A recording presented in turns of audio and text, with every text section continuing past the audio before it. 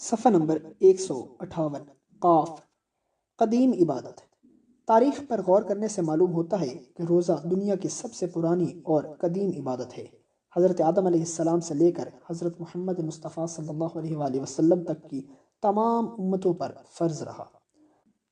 قرآن کریم میں اللہ تعالیٰ نے ارشاد فرمایا، یا ایہا الذین آمنوا کتب علیکم الصیام کما کتب علی الذین من قبلکم لعلکم تتقون۔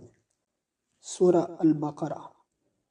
ترجمہ: اے ایمان والو، تم پر روزے فرض کیے گئے جیسے تم سے پہلے لوگوں پر فرض کیے گئے تھے تاکہ تم پرہیزگار بن جاؤ۔ قضا: رمضان کے ایک روزے کے بدلے میں صرف ایک روزہ رکھنا قضا ہے۔ اگر ماہ رمضان میں کوئی چیز پیٹ میں قصدن نہ پہنچائی جائے بلکہ خود پہنچ جائے یا اس کے نافع نہ ہونے کا خیال ہو تو صرف قضا لازم ہوگی۔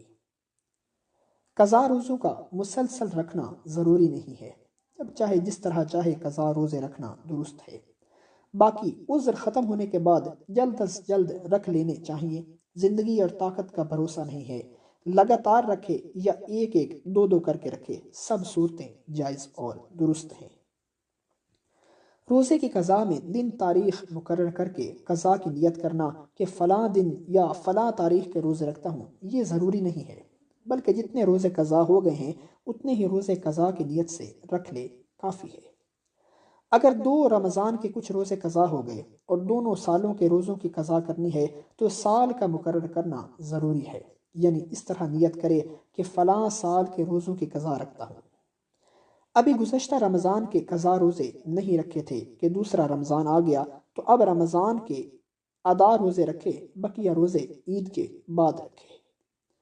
قضا روزہ عورت کی طرف سے شوہر کا رکھنا۔ اگر شوہر عورت کی طرف سے قضا روزہ رکھنا چاہے تو درست نہیں ہوگا، بلکہ عورت پر لازم ہوگا کہ اپنا روزہ خود رکھے۔ قے ہونا: اگر روزے کے دوران بلا اختیار اور بلا قصد خود بخود قے ہو گئی تو روزہ فاسد نہیں ہوگا، چاہے قے تھوڑی سی ہوئی یا زیادہ، دونوں صورتوں میں روزہ برقرار رہے گا۔ اگر اپنے اختیار سے قے کی اور منہ بھر قے ہو گئی تو روزہ فاسد ہو گیا۔ اگر اپنے اختیار سے قے کی اور منہ بھر کر قے نہیں ہوئی تو روزہ فاسد نہیں ہوگا۔ اگر اچانک تھوڑی سی قے آئی پھر بلا اختیار خود بخود حلق میں واپس چلی گئی تو روزہ فاسد نہیں ہوگا۔ ہاں، اگر قصدن لوٹا لی تو روزہ فاسد ہو جائے گا۔ اگر قے منہ بھر کر آئی اور 1 چنے کے برابر یا اس سے زائد جان بوجھ کر اپنے اختیار سے واپس لوٹا لی تو روزہ فاسد ہو جائے گا، قضا لازم ہوگی، کفارہ نہیں۔ اگر کسی کو قے ہوئی اور وہ یہ سمجھا کہ میرا روزہ ٹوٹ گیا، اس گمان پر پھر قصدن کھا لیا اور روزہ توڑ دیا تو بھی قضا واجب ہے، کفارہ واجب نہیں، کیونکہ روزہ توڑنے کا ارادہ نہیں تھا۔ قضا روزوں کی نیت: رمضان کے قضا روزوں کی نیت غروبی آفتاب کے بعد سے صبح صادق کے طلوع ہونے تک کر لینا ضروری ہے۔